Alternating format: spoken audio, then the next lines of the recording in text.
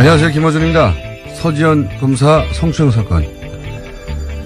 가해자로 지목된 안태근 전 법무부 검찰국장과 이 사건을 감찰하고 징계했어야 할 지위에 있었던 최규일 현 자유한국당 의원이 오히려 호통을 치고 사건을 덮었다는 내용이 연일 보도되고 있습니다. 사건 진상을 파악하고 관련자에게 아무리 시간이 흘러도 책임을 묻는 것은 당연히 매우 중요한 일입니다. 근데 당시 사건이 있었던 곳은 여러 사람이 그 장면을 목격하지 않을 수 없는 공공연한 장소였습니다. 그 장면을 목격했던 사람들, 이들의 방조 묵인 그리고 침묵은 이 범죄의 든든한 자양분이 된 거죠. 당시 바로 앞자리에 있었다고 하는 이규남 장관 그리고 동석했던 동료 검사들, 이들의 비겁함은 이 사건과 함께 반드시 거론되고 또 기억되어야 한다. 이번 생각이었습니다. 네. 김은지입니다. 네. 이런 사건에는 이제 한두 사람 이름이 계속 거론되고 그리고 끝나는데, 이런 걸 침묵의 카르텔이라고 하죠, 원래. 네. 어떤 집단에게 불리한 문제에 대해서 내부인들이 이제 입을 닫아버리는. 근데 이게 침묵의 카르텔은 조직이나 집단을 보호하려고 하는 건데, 이거는 그거보다 더 나쁜 케이스. 왜냐면은, 그냥 자기를 보호한 거거든요. 입을 다물고 있었던 사람들. 저는, 입을 다물고 있었던 그 앞에 그걸 봤던 여러 사람들, 그 이후로도 서 검사가 뭐 여러 가지 인사상 불이익이나 그런 걸 겪었다고 하는데, 그때 안 도와준 거거든요, 아무도. 네, 동료 검사였지만요, 모두 신복한 겁니다. 언론이 주로 이제 가해자나 또는 당시 감찰 책임자만 다루는데, 그 사람들이 그렇게 했던 이유가 다른 사람들이 가만히 있을 거라는 걸 알기 때문이잖아요. 이 침묵 방조는 사법 처리 못하겠지만 기록을 해둬야 된다. 예, 또 하나 제안하고 싶은 게 사건 관련해서 안태근 가해자라는 이름을 좀 더 강조해줬으면 좋겠는데요. 안태근 성추행 사건이라고 부르는 게 어떨까 싶기도 합니다. 그렇군요. 네. 자, 근데 본인은 이제 기억나지 않는다. 네, 사실 사과는 하긴 했는데요. 술 취해서 기억나지 않는다라는 입장을 견지하고 있습니다. 그랬다면이라는 전제를 그렇죠. 달고 술 취해서 기억나지 않는데 그랬다면. 근데 이제 기억나지 않을 수 없죠. 왜냐하면 그 당시 정말로 기억이 안 난다 하더라도 그 다음 날부터 계속 이런 문제나 감찰 혹은 내부에서 얘기가 있었는데 어떻게 기억이 안 나겠어요. 예. 자, 그 이후 나도 당했다고 하는 또 전직 여검사의 폭로가 있었죠. 예. 네, 서지현 검사의 미투 해시태그에 응답하듯이 다른 피해자도 용기를 내서 입을 열고 있는 겁니다. 어제 SBS가 과거 검찰 간부에게 성추행을 당한 또 다른 전직 검사 인터뷰를 보도했는데요. 한 지검에 재직할 당시에 고위 간부가 의도적으로 자신을 성추행했다라는 겁니다. 관사 주소를 주면서 자기만 혼자 오게 만들었고요. 거기 가서도 부적절한 행동들을 했다라는 거고, 뿐만 아니라 여러 가지 성추행적 발언도 했다라고 합니다. 검사라고 하면 우리 사회에서 일반적으로 매우 두려운 존재잖아요. 예. 기소권도 가지고 있고. 예, 독점하고 있습니다. 네. 그런 검사조차도, 예. 그리고 법을 굉장히 잘 알고, 힘도 세고, 예. 기소권도 가지고 있는 검사조차 집단 내에서 이런 일을 겪는다는 사실 자체가 가지는, 그리고 나서 이제 그런 일을 겪고 나서 겪어다 손 치더라도 사건으로서 그 이유는 그 가해자들이 처벌을 했다든가, 그랬을 것 같은데 그러기는커녕 이렇게 8년에 걸쳐서 이제 고통을 당했다고 하니까 이 자체가 가지는 임팩트가 있어요, 우리 사회에. 네, 문제 제기한 사람만 입 다물게 만드는 구조가 8년 동안이나 지속된 겁니다. 검사조차 이런 일을 겪으니 이렇게 생각하게 만드는 굉장히 역사적인 인터뷰죠. 예, 제가 어제 그 JTBC 인터뷰를 보면 굉장히 차분하게 자신이 겪었던 이야기들을 하고 있어서요. 그것이 주는 임팩트가 더 강하기도 합니다. 그러니까요. 태블릿 PC하고는 결은 좀 다르지만, 예. 굉장히 우리 언론사에 남을 이정표가 되는 인터뷰라고 생각이 듭니다. 손석희 사장이었으니까 인터뷰를 했겠죠. 아마도. 네. 아깝네요. 뉴스 공장에서 했어야 하는데. 네, 다음 또 다른 인터뷰를 시도해 보시는 걸로. 예. 자, 관련해서 이제 뭐 여러 뉴스가 쏟아져 나오고, 임은정 검사도 최기일 자유한국당 의원이, 나는 사실, 은폐에 관여한 적이 없고, 뭐 알지도 못한다고 하니까, 관련해서 네, 사건을 덮으려고 했다라는 식의 이야기를 하고 있는데요. 네. 당사자가 문제 삼지 않겠다는데 왜 네가 들쑤시고 다니냐면서 화냈다라는 이야기를요. 서지현 검사가 다시 한번 증언했습니다. 당사자가 문제 삼지 않겠다는 말을 할 리가 있나요? 네, 이미 문제 제기를 내부적으로 했다고 하는데요. 이런 식으로 덮으려고 한 겁니다. 이것도 본인은 알지도 못하고 덮은 사실도 없다. 네, 하지만 본인 상황이 곤란해지자요. 어제 국회 본회의 불참하면서 계속해서 기자들을 피해 다니고 있다고 합니다. 그러니까 임 검사 또는 뭐 서 검사는 이 일에 대해서 최교일 현 자유한국당 의원이고 당신은 법무감찰국장이었던가요? 예, 그렇습니다. 예. 임 검사나 서 검사가 없던 일을 만들 이유는 없는데 최 의원이 있는 일을 기억에서 지워버리고 싶을 수는 있어요. 네, 기억 안 난다라는 요지를 네. 계속해서 강조하고 있습니다. 두 사람 다 기억이 나지 않는다고 하고 있고, 예. 자, 그리고 이 두 분이 이제 당시 굉장히 엘리트 검사였고 파워 네. 있었다, 뭐 이런 얘기죠. 예. 검찰 핵심 요직에 있었기 때문에 서지현 검사가 용기를 내는데 8년이나 걸렸다라고 볼 수밖에 없는데요. 서지현 검사가 부당한 사무감사를 받았다고 주장했던 2014년에는 안태근 전 검사가 법무부 기획조정실장이었습니다. 근데 이제 인터넷상에서 더 화제가 되는 건, 이, 안태근 전 검사가, 자신이 다니는 교회에 가서, 예, 간증한 게 있어요. 예, 이게 굉장히 화제가 됐는데, 이 간증의 마지막 부분만 잠깐 들어보시겠습니다. 믿음이 없이 교만하게 살아온 죄 많은 저에게 이처럼 큰 은혜를 경험하게 해주신 나의 주 예수 그리스도님께 감사와 찬양을 올려드립니다. 아멘. 이제 서검사가 이 간증을 보고 거꾸로 나섰다고 해요. 예, 거꾸로 꼭 내가 네, 인터뷰에서도 그 이야기를 했습니다. 8년이 지나고 나서 이 간증을 보고 이게 이제 영화 밀양이었죠, 밀양. 예, 전도연 씨가 주연이었고요. 네, 전도연 씨 그 내용도 그거죠. 이제 가해자가 스스로 용서를 이미 스스로에게 한 거죠. 예, 구원과 용서를 받았다라는 이야기를 해서 충격받은 피해자 가족의 모습을 보여주고 있습니다. 이제 자기 죄의식을 이제 종교의 이름으로 스스로 털어버린 거죠. 피해자는 여전히 고통받고 있는데 피해자에게 가서 사과하거나 혹은 용서를 비는 게 아니고 스스로 용서를 해버린 겁니다. 이거를 보고 이해갑니다. 예. 네, 서지현 검사도 이에 대해서 일침을 했는데요. 회계는 피해자들에게 직접 해야 된다라는 말을 전하고 싶다고 이야기했습니다.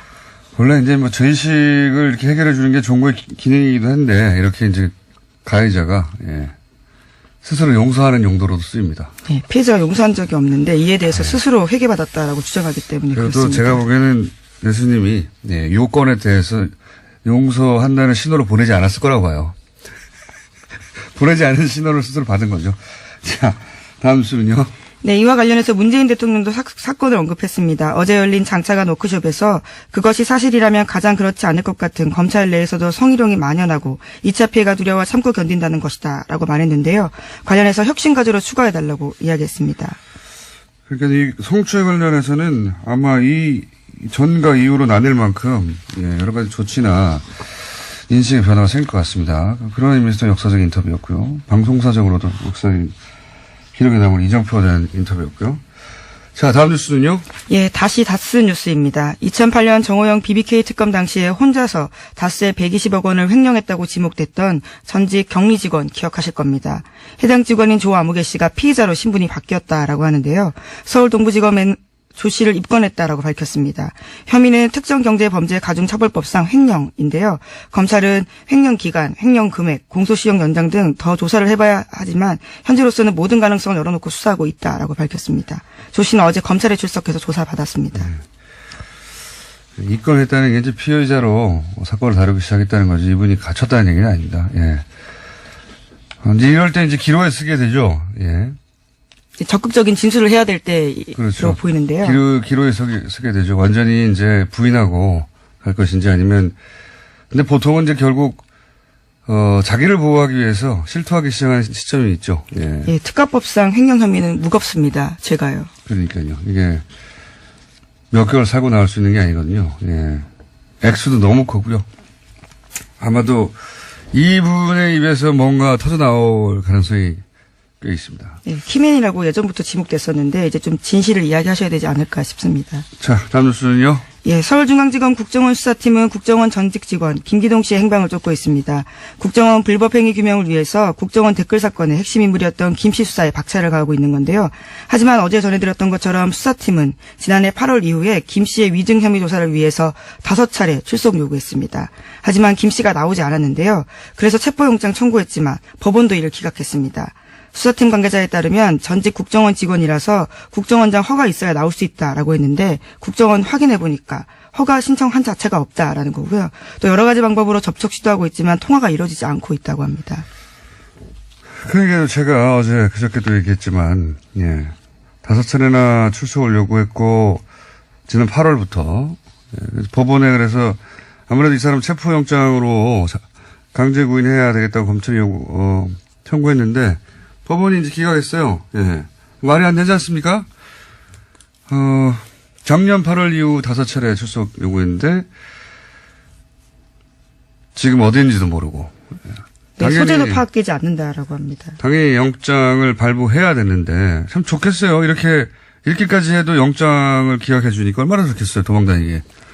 예, 한겨레 신문이 그 직원의 이름을 드디어 공개했는데요. 김기동 씨입니다.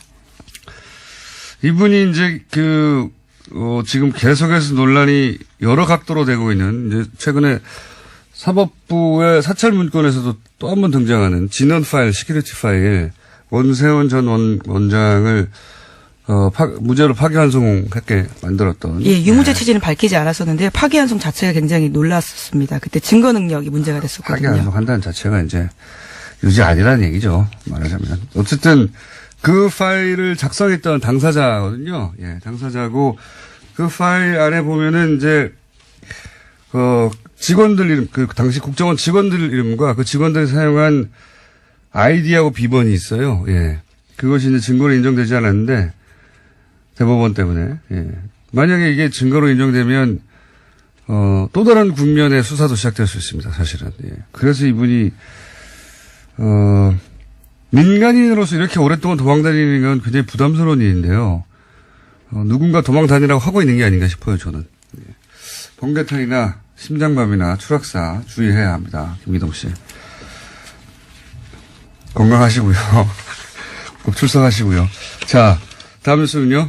네, 서울 동부지검 형사 6부가 4.16 세월호 참사 특조위 업무를 방해한 혐의로 김영석 해양수산부 전 장관과 윤학배 전 차관에 대해서 구속영장을 청구했습니다. 검찰에 따르면 김 전 장관과 윤 전 차관이 해수부 직원들과 특조위 파견 공무원들에게 내부 동향 등을 확인해서 보고하도록 지시한 혐의가 있습니다. 요즘 자유한국당에서 계속해서 제천이나 밀양 화재, 그리고 이제 세월호라고, 특히 제천 같은 경우는 세월호 사건과 연결하려고 이제 많이 노력했죠. 근데 세월호는 물론 재난 그 자체라도 대단한 비극이지만 이 사건을 정부는 끊임없이 은폐하려고 했어요. 네, 조사회를, 그렇죠. 특조회를 방해하려고 했고, 그러면서 정치적 사건이 됐거든요. 단순히 재난이라는 이유로 이제 계속 세월호라고 연결해서 다를 바 없지 않느냐. 예, 이렇게 연결하고 싶어 하는데, 계속 하겠죠. 앞으로도 그런 노력은. 예. 그러기 위해서라도 지금 대형 재난이 필요한 보수예요. 그런 의미에서는 굉장히 끔찍한데, 그게 연결이 안 됩니다. 아무리 노력해도. 왜냐하면 전 장관, 전 차관 이런 사람들이 세월호와 관련된 조사를 직접적으로 방해한 거거든요. 왜 이렇게까지 했을까요? 지금도 굉장히 이상합니다. 예, 아직까지도 박근혜 전 대통령의 소위 7시간 행적에 대해서는 밝혀진 바가 없거든요. 정확히는 이제 7시 반이라고 나왔는데요. 뭐 7시간은 7시간이라고 치지만 이 전 관료들이 세월호와 관련된 정확한 사고 원인이 밝혀지면 좋은 거잖아요. 왜 이렇게 못하겠어요? 그렇죠. 재발 방지를 위해서도 반드시 밝혀져야 될 부분입니다. 아니, 뭐, 재난이 발생해서 큰 사고가 났습니다. 그러면 그와 관련된 조사를 하고, 다시 그런 일이 없도록 하고, 사람들이 여러 가지 의혹이 있으면 밝혀내면 좋은데, 이 조사위의 업무를 방해하기 위해서 이렇게 많은 사람들이 동원됐고, 이해가 안 갑니다. 네, 이해가 안 가는데, 자, 어쨌든, 방해한 사람들에 대해서 방해한 혐의가 확실히 드러나서 구속영장이 청구됐다는 얘기입니다. 왜 방해하려고 했는지는 아직 나오지 않고 있습니다만. 자, 다음 뉴스는요. 네, 어제 안종범 전 수석이 박근혜 전 대통령 재판의 증인으로 나왔습니다.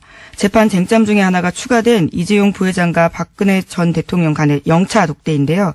이 부분을 안 전 수석이 영차 독대 전날 자료를 준비했다라고 중요한 증언을 했습니다. 이는 다음 주 월요일로 예정된 이재용 삼성전자 부회장의 항소심 선고에도 중요한 부분입니다. 이거 굉장히 중요하죠. 몇 번 저희가 언급했습니다만, 예. 지금까지 삼성의 이제 방어 논리는 첫 번째 독대가 대구 창조센터의 개소식에서 잠깐 만난 거였는데. 네, 5분 만났다라고 주장하고 있죠. 그때 어떻게 승마 이야기를 공개적인 장소에서 하냐. 근데 이제 그 이전에 독대가 영차, 1차가 아니라 영차 독대가 따로 있었다. 가 이제 검찰의 주장이었고 이걸 뒷받침하는 증언이 나온 거죠. 네, 안 전 수석조차도 독대를 위한 파일을 만들었다라고 하면서요. 이메일 내역에 대해서도 인정을 한 겁니다. 그랬겠죠. 예. 당연히. 근데 이제 지금 박근혜 전 대통령이 계속해서 출소를 거부하고 있지 않습니까? 근데 이제 국선 변호인단이 그거를 어쨌든 변호인단은 나가야 되니까요. 변호인단이 이제 대응을 하는데 지금 안종범 전 수석이 그랬던 걸로 기억한다. 영차 독대, 이제 종합한 취지는 영차 독대가 있었다. 네, 굉장히 의미 있는 진술인 거죠. 중요한 진술이죠. 예. 그렇게 진술을 하자, 증언대에서, 예. 국선 변호인단이 안종범 수석에게 이렇게 묻습니다. 신장암 수술 때문에 전신 마취를 한 적이 있는데, 그래서 기억력이 감퇴했을 수는 없느냐. 예, 그 증언의 능력을, 그 증언의 어떤 신빙성을 탄핵하기 위해서 이런 식의 질문까지 하는 거죠. 그렇죠. 그렇게 기억하고 있는데 혹시 전신 마취해서 기억력 감퇴를 있을 수도 있지 않느냐. 이렇게 뭐랄까요. 국선 변호사들이 고생하고 있는 거죠. 할 수 있는 반론이 별로 없으니까 그 기억이 혹시 마취이기 때문에 잘못했을 가능성은 없을까요? 이렇게 대묻는. 뭐라도 묻긴 물어야 되니까요. 네, 하지만 구체적인 답들을 계속했는데요. 박근혜 전 대통령이 대기업 총수들과의 독대는 보안사항이라고 강조했다고 이야기하고 있습니다. 알겠습니다. 자, 시간이 거의 다 됐네요. 하나 정도 더 할 수 있을 것 같습니다. 예, 오는 2월 4일로 예정된 국민의당 바른정당 통합 의결 전당대회에 있습니다. 여기에 전당대회 준비위가 대표당원 중복 문제 제기로 급정차했습니다. 김중로 전 준 위원장이 어제 기자간담회를 열었는데요. 도저히 전당대회 준비 작업을 계속할 수 없는 상황에 처했다라고 밝혔습니다. 요거는 참 재밌는 뉴스네요. 전당대회를 어떻게든 하기 위해서 이제 대표당원을 10,000명에서 6,000명 수준을 줄였단 말이죠. 네, 그렇죠. 네. 그래도 3,000명 이상이 와야 돼요. 그렇죠? 근데 이제 아무리 새벽 6시부터 하고 뭐 23곳에서 화상으로 하고 해도 어쨌든 물리적으로 그 장소까지 가야 되거든요.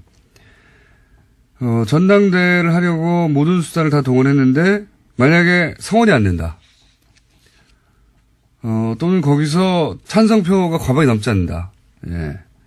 그러면은 그 자체로 통합의 명분이 이제 당원들이 원해서 하는 거라고 하는데, 이게 무너지죠. 예. 그렇게 자신이 없어서 전당대회를 안 하려고 하는 겁니다, 이거. 이 뉴스의 진짜 의미는 전당대회를 안 하려고 하는 것이다. 이게 저의 해석입니다. 예, 어제 민주평화당 대변인 쪽에서도 그런 이야기들을 했습니다. 전당대회마저 무산시키려고 하고 있다고요. 예. 전당대회가 자신이 없으니까 전당대회도 안 하려고 하는 건데, 이게 이제 이렇게 되면 또, 논리적, 법률적 혹은 규정상의 모순에 빠지는 거죠. 원래 당의 합당, 이건 전당대회를 통해서 해야 되거든요. 예, 그렇죠. 근데 그럼 전당대회가 아닌 방법으로 하려면 당헌을 바꿔야 돼요. 당헌을. 당의 헌법이죠. 왜냐하면 거기에 전당대회를 통해서만 합당이나 해산이 가능하다고 했으니까. 근데 당헌을 바꾸려면 전당대회를 해야 돼요, 또. 전당대회를 하지 않고 당원을 바꾸고 그리고 예를 들어서 뭐 전당원 투표 같은 걸로 했다. 정당사에 남겠네요. 안 하려고 하는 겁니다. 네. 네, 오늘 관련 대책을 논의할 예정이라고 합니다. 안철수 대표가요. 아, 굉장한 재밌는 뉴스네요. 여기까지 하겠습니다. 시사인의 김은지였습니다. 감사합니다. 사법부 블랙리스트 의혹의 핵심은 법원 행정처의 사찰이죠. 사찰은 존재했다 할 수밖에 없는 내용이 가득한 문서가 공개됐는데 이 문서에 이름이 등장하는 당시 판사직에 계셨던 윤나리 변호사님 스튜디오에 직접 나오셨습니다. 안녕하십니까? 안녕하십니까? 네. 대본을 들여다봐도 소용없어요. 제가 그렇게 안 하기 때문에. 대본을 이렇게, 예. 문서처럼 이렇게 들고 계시는데 아무 소용이 없기 때문에. 네, 알겠습니다. 그냥 편하게 하겠습니다. 네. 작년 2월까지 판사셨죠? 네. 작년 2월까지 판사셨고. 이 문서에 이렇게 등장합니다. 윤나리 판사. 자유분방하고 직설적인 면이 있으나 선을 넘진 않는다. 네. 예. 이렇게 평가되어 있어요. 이 문서 보셨죠? 네. 봤습니다. 나중에 봤고요. 네. 처음에 저는 이제 판사가 아니니까 이걸 이제 뒤늦게 보게 됐고요. 갑자기 이제 동료 판사들로부터 자유롭고 직설적인 윤나리 판사 이러면서 갑자기 문서에서 보고 반가워서 카톡 보내 막 이렇게 막 카톡들이 오는 거예요. 그래서 그게 무슨 소리야 이러면서 하더니 이제 찾아봤더니 보니까 그렇더라고요. 되게 나쁜 평가는 아니에요. 그죠? 저 법원 생활 잘한 것 같습니다.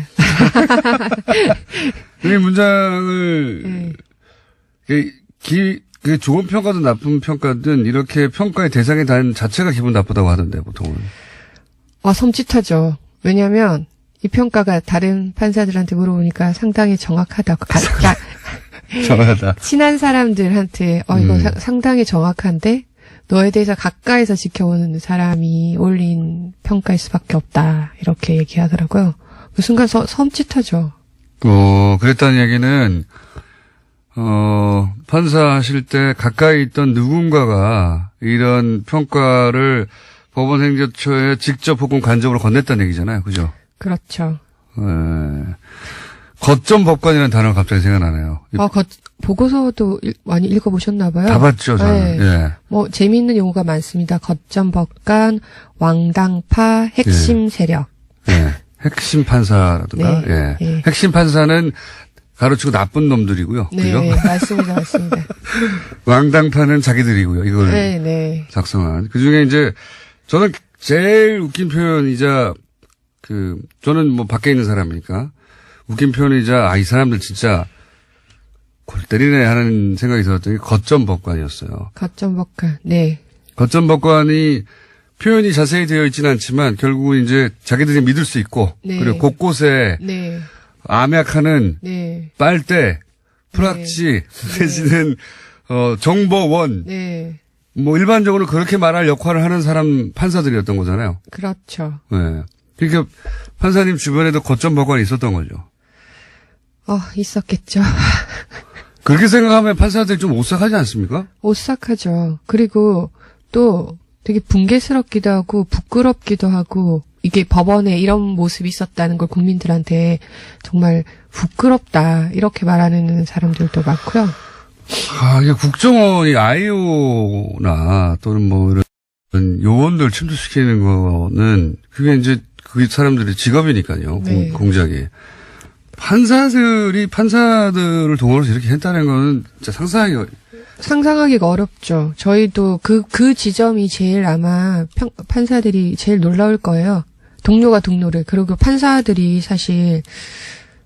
만날 수 있는 사람이 별로 없습니다. 거의 외부랑 접촉이 차단된 채 살다시피 하거든요. 네. 집 회사 업무량이 엄청 많기도 하고 그 외부랑 접촉해서 한 번씩 문제가 생기니까 오해를 사니까 네, 사건 그래서 관계자를 만나냐 네, 그래서 판사 동료들끼리 되게 친해요.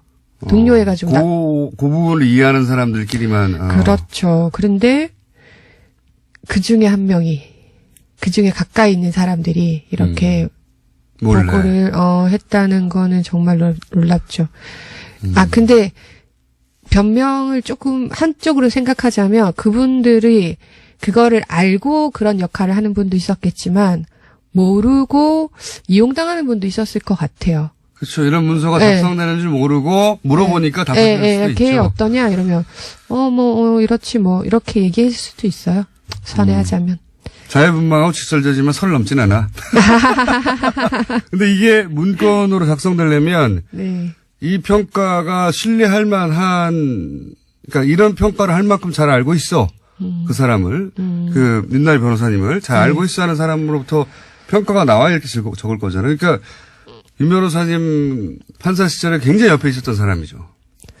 자꾸 그렇게 말씀하시니까 더 섬찟하고 좀. 혹시 결혼을 동료 판사하고 하신 건 아니죠?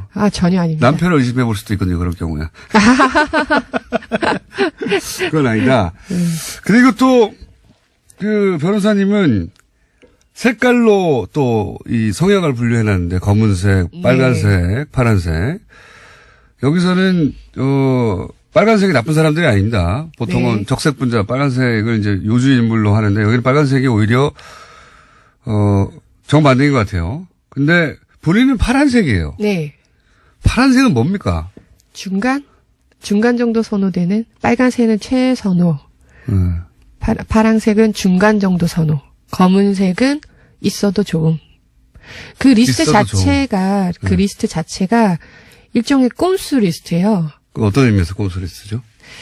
그 리스트를 만든 게 기자분들은 거기에 그 보고서가 엄청 방대한데 리스트가 있기 때문에 거기에 주목하는데 그거는 사실은 좀 나중에 뒤에 말할 핵심 판사 그것보단 덜 중요한 건데 사법행정위원회라는 걸 만들었어요. 그게 판사들이 너무 이게 그 표현에 대해서도 너무 억압하고 그 너무 관료주의가 심해지니까 판사들 그러니까 보통의 평판사들도 사법행정에 참여할 수 있는 루트를 만들어 달라 이런 요구들을 많이 하기 시작했거든요. 네. 그거에 대해서 이제 행정처에서 내놓은 대안이 사법행정위원회라는 걸 만들었어요. 평판사들도 법원 행정에 참여할 수 있는 하나의 창구로. 일종의 자문기관으로 대법원장에 대한. 근데 이제 그게 그러면은 판사회의에서 그 대표를 선출을 해야 될 거 아니에요. 상식적으로는. 근데 그 대표들을 각 직급, 각 그 지역의 고등법원장들에게, 선출하도록 했어요. 그러니까 다시. 그럼 사실은 의미가 없죠. 그러니까요. 네. 그러면 예를 들어 회사로 치면 지점장들한테. 자기가 원하는 사람을 뽑으라는 거 아닙니까? 네, 그렇죠. 그러면 뭐 당연히 지점장한테 충성하는 사람이 뽑히겠죠. 네. 그러니까 그렇게 될 것 같으니까 그러면 흥행이 완전 실패하잖아요. 역시나 저거는 그냥 또 다른 관료주의다. 그거는 그냥 보여주기 꼼수에 불과하다. 이렇게 이제 내부 평판이 내부에서 이제 그런 막 의견들이 나오니까 그 리스트를 만든 거죠. 그렇게 안 보이 왕당파들을 배제하고 다양한 사람들을 넣은 것 같지만 이 사람들이 크게 행정적 정책에 반기를 들 것 같지는 않은 사람. 체제 수능적인 사람들을 중심으로 직접적인 왕당파, 저 사람 양승태 사람이지 이런 소리는 안 듣지만 이런 사람을 넣으면 양승태 대법원장의 방향에 그렇게 반기를 들 정도는 아닌 사람들. 그러니까 다양성은 외관으로 봤을 때 되게 다양성은 갖추지만 크게 문제 안 일으킬 사람. 크게 문제는 안 일으킬. 본인은 그러면 중간 정도 되는 사람이네요. 그렇죠. 저는 선을 넘지 않잖아요.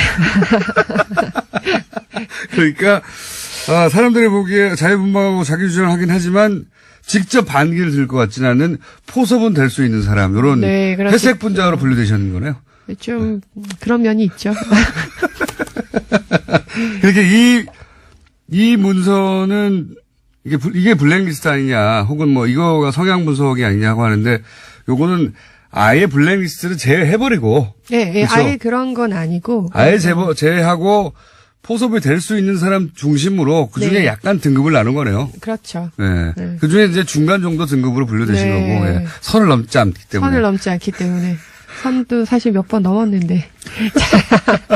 아니, 이게. 그렇게까지 자세히 관찰을 못 하셨나 봐요. 여기, 출연하신 자체가 사실 선을 넘었는데. 아니요, 작년에 선을 넘었어요. 작년에. 제가, 나오자마자 이 사태가 터지고 나서 제가 한겨레에 기고를 했거든요. 판사들의 거짓말이라고. 왜냐하면 이 사태가 묻힐 뻔했어요. 그래요? 이게 처음에 어떻게 촉발됐는지는 아시죠? 누군가, 저 이름이 갑자기 생각이 네. 안 나는데, 예. 이모 판사가 이제 예. 행정처 발령이 취소되고 돌아가면서 네. 이제 됐는데, 그때 법원에 가려고 했더니 이제 거기 가서 문서를 열어보면 여러 가지 성향 파일들이 네. 있을 텐데, 그 너무 놀라지 말라. 예, 그래서 이런 얘기를 이제, 들었다. 예, 예. 그래서 이제 못하겠다 그러고 이제 예. 돌아가는 그거가 있었는데, 그게 언론이 처음에 한 곳만 보도해주고 그 뒤로는 보도를 안 해줬어요. 저희는 계속 떠들었어요. 근데 예. 국민들이 아무도 모르고 판사들도 몰랐어요. 긴가민가 했는데, 도저히 안 되겠는 거예요. 이대로 묻히면 안 되겠다 싶어서. 본인이 그래서 그때 제가 기고를, 처음으로 아니요, 제가 처음이 아니고 경향신문에서 먼저 나고 다른 신문사에서는 실어주지 않았어요. 후속 기사들을. 그래서, 그래, 그럼 기사를 안 실어주면 내가 기고라도 하겠다. 그건 가능하냐. 그래서 한겨레 이제 기고를 했죠. 판사들의 거짓말이라고. 근데 그게 선을 넘은 거죠? 그거 판사직에 계실 때 기고한 겁니까? 나오자마자 변호사 개업하기 전에. 나오자마자. 나온 다음에 역시 선을 넘지는 선을 않는다. 넘지는 않네.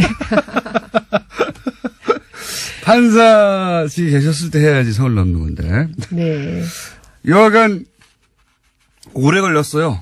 그죠? 네. 1년, 거의 1년 걸렸죠? 저도 기억하기로 거의 1년 전쯤에 처음 네. 나왔는데 뭐 기사가 그렇게 많지 않았습니다. 많지 네. 않았는데 저희는 주목한 기사였는데 해안이 있으시네요. 있습니다. 네. 있는데요. 근데 이제 정보가 많지 않으니까 네. 더 계속 지속적으로 떠들 수는 없죠. 네.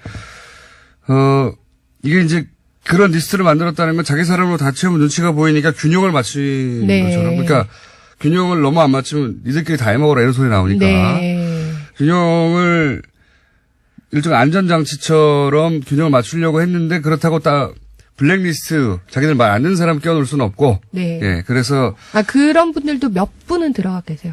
몇 분은. 그 분 중에서도 조금 그런 분들. 이제 좀 지금 약한 분들. 핵심이 되는 게 핵심. 네, 핵심. 네, 핵심이 소위 말해서 블랙리스트. 네, 그게 블랙리스트죠. 이분들은 형사재판부에 지난 7년간 MBC 보도에 따르면 한 사람을 제외하고는 아무도 임명되지 않았다, 별로 가지 않았다 그랬는데 이게 의미하는 바가 뭡니까? 형사재판부에 안 보낸다는 건 무슨 의미입니까? 형사재판이 아시다시피 지금 온갖 국정농단 뭐 이런 네. 사건 그리고 우리 공장장님도 형사재판도 받아보시지 않으셨나요? 네, 형사재판이죠, 대부분. 네, 네. 그 형사재판이라는 게 굉장히 시국과 밀접한 특히 서울중앙지방법원 형사재판은 굉장히 밀접한 관계가 있어요. 되게 크리티컬한 정치적이고 그렇죠. 민감한 정권에 사안. 치명적일 네. 수도 있고. 그게 원래 옛날부터 그런 말이 있었어요. 제가 들어올 때부터, 형사재판은 아무나 보내지 않는다. 특히 서울중앙지방법원 형사재판은 정말 이제, 인정받는, 실력으로도 당연히 인정받겠지만, 네. 대세 거스리지 않는 판단을 할 사람. 예를 들어 양승태 대법원장 시절에는 양승태 대법원장에 거스르지 않는 사람으로 인사를 하도록 노력했겠군요. 근데 거기에 포함되지 못하는 사람들인 거죠. 그죠? 네. 21명은. 그렇게 했다고 단정할 수는 없지만 네. 옛날부터 그런 말은 판사들 사이에서 자주 섞이게 많이 나왔고 네. 근데 이번에 MBC 보도에서 그런 보도를 봤어요. 네. 어떻게 취재하셨는지 모르겠어요. 대단하십니다. MBC 요즘 살아나고 있어요. 네. 예. 근데 이거 굉장히 핵심을 짚은 그 보도였거든요. 네. 그 부분은. 예. 이 사람들이 어떻게 됐을까? 핵심 판사들이. 네. 이 사람들이 어떤 불이익을 당했을까? 네. 근데 판사들이 불이익이라는 게 뭐 감봉한다든가 이런 게 아니잖아요. 그렇죠. 눈에 보이게 불이익을 되게 많이 줄 수 있어요. 임지라든지 네. 아니면은 보직이라든지 네. 뭐 중요한 포스트들이 이런 거죠. 이렇게 서울 형사부 네. 아니면 행정법원에도 보면 굉장히 4대강이라든지 정치적으로 예민한 이슈들이 많이 가잖아요. 그렇군요. 집회 촛불 집회 네, 그거 예. 뭐 어떻게 허락해 줄 건지 안 할 건지 이런 네. 것들도 다 행정법원에서 하잖아요. 그렇죠, 그렇죠. 그러니까 그런 자리들에 이제 좀 더 믿을 만한. 양승태 대법관에게 반하지 않는 사람을 꼽고 본인이 보기에 양승태 대법원장 이 보기에 이제 문제를 안 일으킬 사람들 이런 사람들이 가게 되는 그런 면이 있다고 이제 이거- 판사사에서는 그렇게 회자됐어요. 근데 이제 그렇겠죠. 왜냐하면 이 문건을 왜 만들었겠어요?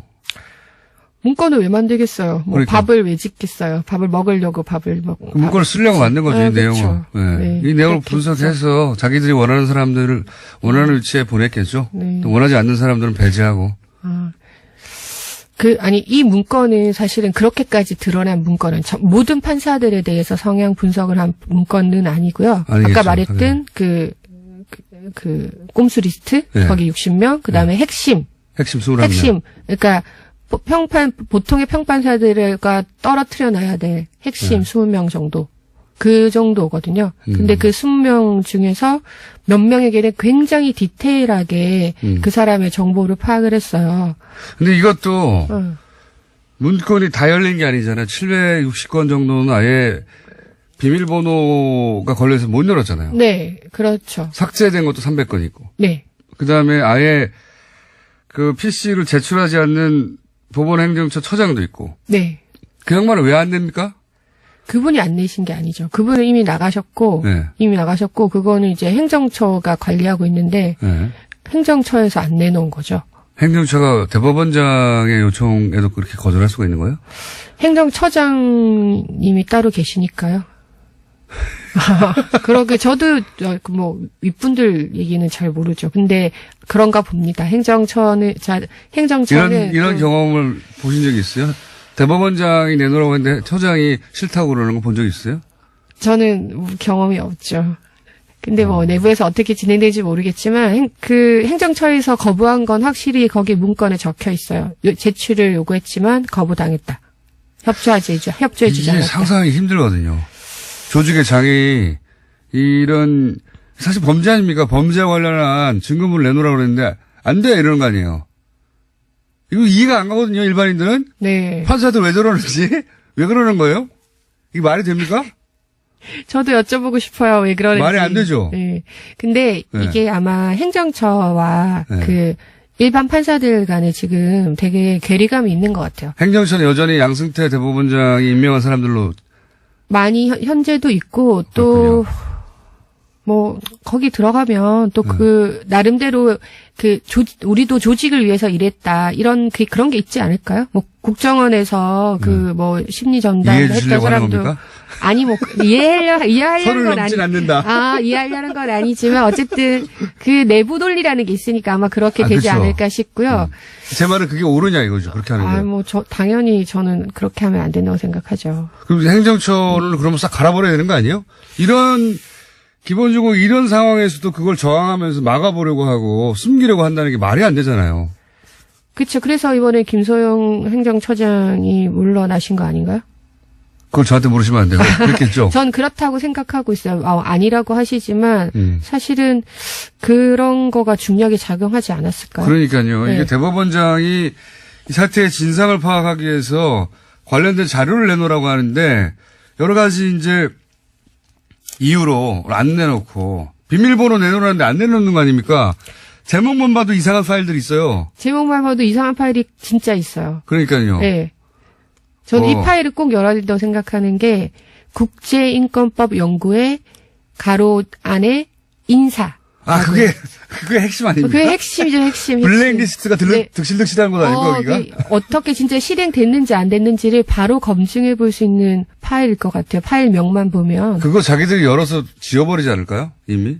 300건은 파일을 지운 게 아니라, 그러니까 파일 삭제하고 휴지통에 넣는다. 보통 그렇게 생각하시는데, 그러면 또 이거 왜 지웠냐고, 혹은 복원할 수 있으니까 그렇게 안 하고, 내용이 심각한, 아마도 그래서 그랬겠죠. 심각했을 법한 그 내용들은 안에 있는 내용을 지워버렸어요. 파일은 존재해요. 네. 파일은 존재하는데 안에 텍스트가 하나도 없는 거예요. 그런 파일이 이 삭제 파일인 겁니다. 삭제가 아예 지운 걸 휴지통에서 꺼낸 게 아니에요. 제가 저보다 더 디테일하게 아시는데요? 저도 그런 얘기를 작년부터 떠돌았어요. 이게 단순히 휴지통에 넣어서, 그러니까 우리가 파일 삭제할 때 휴지통에 넣는 게 아니고 뭔가 특수한 프로그램을 이용해서 웬만하면 복구하기 힘든 그런 걸 이용해서 지웠다는 얘기는 작년부터 있었어요. 그거는 또 그것대로 네. 물리적으로 삭제하는 것이고 네. 제 말은 뭐냐면은 그 내용을 삭제해버리는 거예요. 문서를 열었어. 열었는데 없어. 백지예요, 백지. 그런 삭제가 삭제 어. 있는 겁니다, 지금. 그런 거는 복구할 수도 없지 않아요? 없죠. 내용이 없는데 어떻게 복구합니까? 그렇게 지울 만큼 자기들도 문제가 된다고 생각하는 파일들이 있었던 것이고, 그거를 안 내놓는다는 게 말이 안 되는데, 근데 못 지운 것들이 이 정도 수준이면 지운 것들은 그러니까요. 네. 비밀번호를 안 내놓는 건 또, 그리고 네. 이것도 키워드 검색어로 찾은 거기 때문에, 네. 키워드로 안 걸린 건 또 얼마나 있겠습니까? 그렇죠. 파일, 그러니까 PC 통째로 안 내놓은 건 또 어떻고요? 이건 네. 일반인들이 생각하면, 야, 이거 압수수색해야 되는 거 아니야? 이렇게 생각하거든요. 근데 지금은 사법부 내에서 이 사안을 조사하고 있잖아요. 네. 저는 이런 생각이 들거든요. 직장입니다. 네. 판사를 하셨으니까 한번 판단해 주세요. 직장입니다. 일반 회사인데 사장이 직원들을 거점 부장, 거점 과장, 거점 사원을 두고 다 감시를 해요. 그 다음에 카페에 들어간 거 다, 그 이메일 다 뜯어봐요. 개인들 이메일 다 뜯어보고, 카페에 들어간 행위, 그 다음에 무슨 게시물을 쓰는지 다 기록하고, 그 사람들 어떤 사람들인지, 이 사람들이, 또 말을 듣게 하기 위해서 어떻게 회유하거나 할지 그리고 이제 분류를 쭉 하고, 카톡도 들여다보고, 다 했어요. 그러니까 직원들끼리 밖에 회사하고 상관은 밖에 나가서 만든 카페에도 다 쫓아가가지고, 그러면 그 사장 직원들로부터 고소고발 당하지 않습니까? 근데 조금 다르신 게 있어요. 카톡이랑 이메일을 몰래 뜯어본 게 아니고요. 네. 그 이메일을 개인적으로 받은 사람이 누군가가 네. 그 이메일을 상부에 보고한 거예요. 마찬가지입니다. 라고 봅니다. 네. 어쨌든. 저는. 그리고 어쨌든 그들끼리 자기들끼리 있는 카페에 들어가서 누군가 침투시켜서 한 거는 맞잖아요. 그러니까 이런 행위 전반에 대해서 직원들이 알았어요. 분노했어요. 사장에 대해서. 그래서 고소고발이 충분히 이어질 수 있죠. 판사 내부에서 그런 일이 있기는 조금 힘들 것 같아요. 근데 직원들이 했다는 뉴스를 본 것 같은데요. 제 말은 네. 일반적인 회사 같은 경우에 고소고발 그렇죠. 할 수 있죠. 네, 그렇겠죠. 네. 사장은 처벌을 네. 받겠죠. 네. 그렇죠. 무슨 죄로? 네, 무슨 죄로 처벌을 받겠죠. 그러면 이 사건도 양승태 대법관이 그렇게 처벌받아야 되는 거 아닙니까? 판사들에 의해서 지목돼서 저 사람이 그런 일을 했다고. 그거는 좀 더 조사 과정에서 밝혀져야 될 부분인 것 같습니다. 선을 넘지 말아야 되기 선을 때문에. 넘지 않는. 아니, 양승태. 근데 저는 이제 사법 처리는 네. 최종적으로 이제 해야 될 부분이고요. 네. 일단은 먼저 더 밝혀야 된다고 생각합니다. 그래서 물론 다 밝히고 나서. 네, 다 밝히고 다 나서. 밝히고 나서 사법 처리를 해야 되죠. 네, 다 밝히고 나서 책임져야 될 사람은 법적인 책임을